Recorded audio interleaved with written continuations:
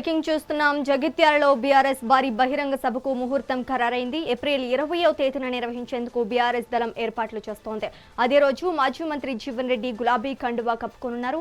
ఇక ఇప్పటికే ఎర్రవెల్లిలో farm house లో బీఆర్ఎస్ చీఫ్ కేసీఆర్ తో జీవన్ రెడ్డి సమావేశమయ్యారు. అనంతరం కేసీఆర్ సమక్షంలో బీఆర్ఎస్ పార్టీలో జీవన్ రెడ్డి చేరతారని తెలిపారు. ఇక ఈ నేపథ్యంలో ఈ సభ వేదికగా తన అనుచరులతో కలిసి బీఆర్ఎస్ లో చేరేందుకు జీవన్ రెడ్డి సిద్ధమయ్యారు.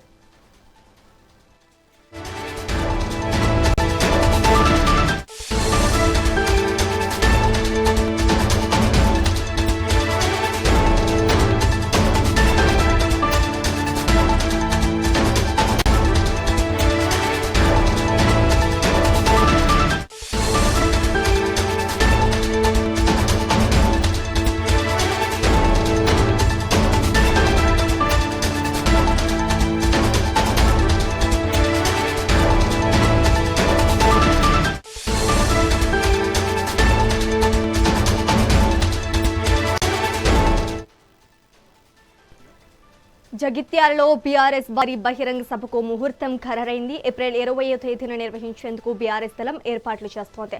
అదే రోజు మాజీ మంత్రి జీవన్ రెడ్డి గులాబీ కండువా కప్పుకున్నారు.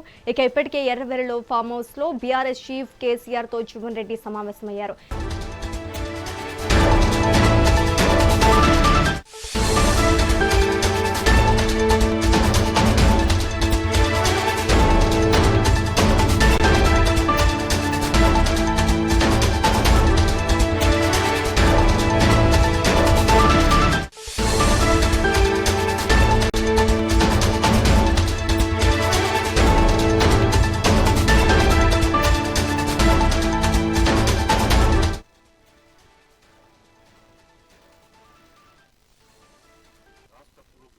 రాష్ట్ర హితం గురించి బీఆర్ఎస్ పార్టీ పోషించిపోయే పాత్ర మరి అందులో నాకు కూడా వారితో కలిసి ప్రయాణం చేసేటువంటి అవకాశం కల్పించే విధంగా మరి వారు ఏదైతుందో నిర్ణయం తీసుకోవటం, ఇందులో భాగంగానే జగిత్యాల కూడా ఏదైతుందో ఒక బహిరంగ సభ సమావేశం ఏర్పాటు చేయాలని చెప్పని కూడా భావించడం జరుగుతుంది. ఆ సభ సమావేశం ఏర్పాటుకు సంబంధించి కూడా ఏదైతున్నదో చర్చించడం జరుగుతుంది. ఎవ్రీథింగ్ ఈజ్ కేసీఆర్ గారు జీవితాల్లో రావాలని చెప్పిన అందరూ కూడా వారి ప్రత్యేకంగా విజ్ఞప్తి చేయడం జరిగింది. ఇవాళ ఏదైతుందో రేవంత్ రెడ్డి పోవాలి, కేసీఆర్ గారు రావాలనే ఒక నినాదం ప్రజలకు వెళ్తుందని చెప్పంటున్నాను.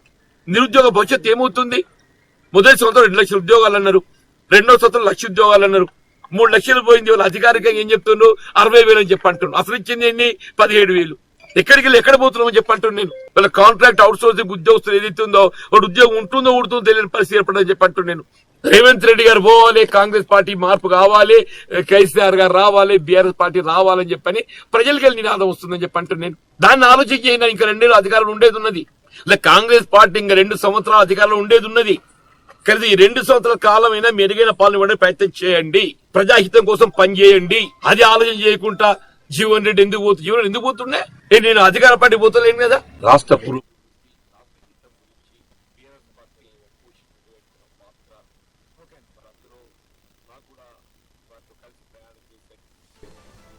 జగిత్యాలలో బీఆర్ఎస్ భారీ బహిరంగ సభకు ముహూర్తం ఖరారైంది. ఏప్రిల్ 20వ తేదీన నిర్వహించేందుకు బీఆర్ఎస్ దళం ఏర్పాట్లు చేస్తోంది.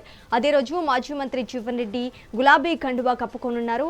ఇక ఇప్పటికీ ఎర్రవెల్లిలో ఫామ్ హౌస్ లో బీఆర్ఎస్ చీఫ్ కేసీఆర్ తో జీవన్ రెడ్డి సమావేశమయ్యారు. ఇక ఇదే అంశానికి సంబంధించి మరింత సమాచారం మా ప్రతినిధి రవికుమార్ అందిస్తారు. రవికుమార్, చెప్పండి. Thank you Sreeja. ఏదైతే మాజీ మంత్రి జీవన్ రెడ్డి బీఆర్ఎస్ లోకి కండువా కప్పుకోవడానికి సిద్ధమయ్యారు. ఈ నెల 20వ తారీఖు జగిత్యాలలో భారీ బహిరంగ సభ ఏర్పాటు చేసుకొని ఆ సభలో కేసీఆర్ హయాంలో కేసీఆర్ చేతుల మీదుగా బీఆర్ఎస్ కండువా కప్పుకున్నారు జీవన్ రెడ్డి. ఈ సమావేశానికి కోసము ఈ రోజు జీవన్ రెడ్డితో కలిసి ఇటు మాజీ మంత్రి కొప్పుల ఈశ్వర్ తో పాటు మాజీ ఎమ్మెల్యే ఎల్ రమణ మరియు ప్రస్తుత కొరుట్ల ఎమ్మెల్యే సంజయ్ కూడా తో పాటు ఇటు జిల్లా అధ్యక్షుడు విద్యాసాగర్ రావు కూడా వచ్చి చేరారు. వీళ్ళంతా కలిసి ఈ రోజు సభాస్థలాన్ని పరిశీలించబోతున్నారు. కాసేపట్లో ఆ సభాస్థలాన్ని కూడా పరిశీలించి కెపాసిటీని కూడా ఎంతవరకు కెపాసిటీ సెట్ అవుతుంది అని చెప్పేసి ఆ ఏరియా మొత్తం కూడా ఇప్పుడు పర్యవేక్షించనున్నారు. ఆ, ఈ నెల 20వ తారీఖు నాడు జరగబోయే భారీ బహిరంగ సభకు జన సమీకరణను దాదాపు సుమారు 1,00,000కు పైగా తీసుకుందాము అని చెప్పేసి ఆలోచనలో జన సమీకరణ చేసుకునే ఆలోచనలో మాత్రం ఇటు బీఆర్ఎస్ శ్రేణులతో పాటు ఇటు జీవన్ రెడ్డి కూడా ఆలోచనలో ఉన్నారు. అదే ఏదైతే బీఆర్ఎస్ పార్టీలోకి జీవన్ రెడ్డి అడుగు పెట్టడంతో ఇటు బీఆర్ఎస్ శ్రేణుల్లో కూడా కొంత బలం చేకూరుతుందని చెప్పేసి చెప్పవచ్చు. ఎందుకంటే మన కాంగ్రెస్ పార్టీలో సీనియర్ గా ఉంటూ ఒక కాంగ్రెస్ ను కాపాడిన వ్యక్తిగా, అంటే జగిత్యాలలో ఒక కంచుకోటగా, కాంగ్రెస్ కు కంచుకోటగా ఉన్న జీవన్ రెడ్డి బీఆర్ఎస్ పార్టీలోకి రావడంతో తన సంబంధించిన వర్గం కూడా ఇటు బీఆర్ఎస్ పార్టీలోకి వచ్చే అవకాశాలు కనిపిస్తున్నాయి. అదే విధంగా ఏదైతే గత ఎన్నికల్లో బీఆర్ఎస్ పార్టీ నుంచి గెలిచిన సంజయ్ కాంగ్రెస్ కాండవా కప్పుకోవడంతో అటు బీఆర్ఎస్ శ్రేణులు తనకు సంబంధించిన అనుచరులు కూడా సెకండ్ క్యాడర్ సంబంధించిన అనుచరులు తనకు కొంత అయోమయంలో ఉన్నట్టు తెలుస్తుంది. మరి అది వాళ్ళంతా కలిసి జీవన్ రెడ్డితోని కలిసి వెళ్తారా, లేక బీఆర్ఎస్ ను వీడి మరి కాంగ్రెస్ లో కొనసాగుతున్న ఏదైతే సంజయ్ వెంట ఉంటారా అనేది కొంత అయోమయంలో ఉన్న పరిస్థితి. మరి చూడాలి. ఇటు జీవన్ రెడ్డి వర్గంతో పాటు ఇది వరకు ఏదైతే బీఆర్ఎస్ కు సంబంధించిన శ్రేణులు, పార్టీ నాయకులు, కార్యకర్తలు కూడా ఇటు మరి జీవన్ రెడ్డితో కొనసాగుతారా, లేకుంటే మరి మళ్ళీ కూడా ఇదే ఏదైతే మొన్నటి వరకు జరిగిన బీఆర్ఎస్ నుంచి వచ్చిన సంజయ్ మధ్యలో ఇటు జీవన్ రెడ్డి మధ్యలో జరిగిన ఘర్షణలు ఏవైతే ఉన్నాయో కార్యకర్తలతో పాటు అనుచరుల మధ్యలో ఏదైతే ఈ రగడ అయితే ఉందో మరి అది కొనసాగుతుందా, లేక సద్దుమణిగి మరి జీవన్ రెడ్డికి మద్దతుగా పలుకుతూ కాంగ్రెస్ నాయకులంతా మరి సపోర్ట్ చేస్తూ బీఆర్ఎస్ ను మరి ఏ స్థాయికి తీసుకెళ్తామనే ఆలోచనతో ముందుకెళ్తారా మరి అనేది చూడాలి. జగిత్యాలలో జరగబోయే భారీ బహిరంగ సభకు కేసీఆర్ రానున్నారు కాబట్టి ఇటు ఇప్పటికే ఉమ్మడి జిల్లాలో ఉన్న బీఆర్ఎస్ శ్రేణులంతా కూడా ఇటు జగిత్యాలలో జరగబోయే మీటింగ్ కూడా సక్సెస్ఫుల్ చేయడానికి ఆలోచనలు ఉన్నట్టు తెలుస్తుంది. అదే విధంగా ప్లీనరీని కూడా డిసైడ్ చేస్తారు. మరి ఉమ్మడి కరీంనగర్ జిల్లాలో చేద్దాం అనుకున్న ప్లీనరీని మరి జగిత్యాలలో చేస్తారా, లేక కరీంనగర్ లో చేస్తారా అనేది ఇంకా క్లారిటీ రాలేదు. కాబట్టి చూడాలి మరి ఈ కండువ కప్పుకున్న ఈ భారీ బహిరంగ సభలో మరి ఏ రకంగా కేసీఆర్ గారు మరి చెప్పబోతున్నారు, మరి జగిత్యాల వాసులకి ఎలాంటి భరోసా ఇవ్వబోతున్నారు, ఇటు బీఆర్ఎస్ సంబంధించిన నాయకుల్లో కూడా కొంత బలం చేకూర్చేందుకు ఏదైతే జీవన్ రెడ్డి రావడంతో ఇటు రాష్ట్రంలో కూడా కొంత బలంగా ఉండొచ్చు అని చెప్పేసి బీఆర్ఎస్ శ్రేణులు కూడా అనుకుంటున్నారు.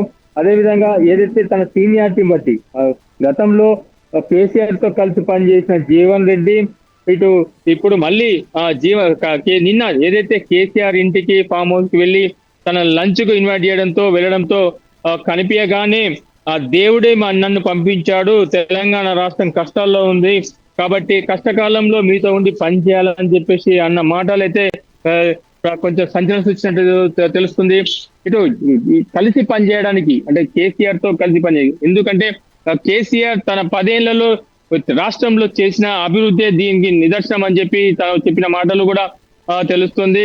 అదే విధంగా ఇటు ప్రజల్లో ఉన్న ఇప్పటికీ కూడా బీఆర్ఎస్ ప్రభుత్వమే అభివృద్ధి చేసింది, కానీ కాంగ్రెస్ వచ్చి కూడా ఇంతవరకు చేసింది ఏం లేదు. గతంలో ఇచ్చిన బీఆర్ఎస్ సంబంధించిన ఏదైతే ప్రజలకు రావాల్సిన ఏదైతే మన బీఆర్ఎస్ శ్రేణులకు సంబంధించి పార్టీ నాయకులు కూడా ఏదైతే ప్రభుత్వం చేపట్టిన హామీలు నెరవేర్చకపోవడంతో గత ప్రభుత్వం ఇచ్చిన హామీలను కూడా సరిగా నిర్వహిస్తలేదని చెప్పేసి చెప్పడం జరిగింది. అదే విధంగా ఇటు జగిత్యాల జిల్లాలో ఇప్పటికే ఇటు బీఆర్ఎస్ శ్రేణులంతా కొంత సంబరాలు జరుపుకున్నట్టు కూడా తెలుస్తుంది. ఇటు గట్టి నాయకుడు వస్తున్నాడు, తర్వాత జగిత్యాల జిల్లాలోనే బీఆర్ఎస్ కు తిరుగుండదని చెప్పేసి కూడా కొంతమంది నాయకులు చెప్పుకొచ్చిన పరిస్థితి. మొత్తంగా చూడాలి మరి ఈ నెల 20వ తారీఖు నాడు జరగబోయే ఈ బహిరంగ సభకు మరి ఏ రకంగా ప్రజలు ఆదరిస్తారు, మరి నాయకులు, కార్యకర్తలు ఈ రాజకీయ చక్రం ఎటు తిప్పబోతుంది, రాబోయే ఎన్నికలను మరి దృష్టిలో పెట్టుకొని ఈ ఈ మీటింగ్ ద్వారా మరి ఏ రకంగా బీఆర్ఎస్ ముందుకెళ్తుందో అనేది వేచి చూడాలి Sreeja. Thank you for the update Ravikumar.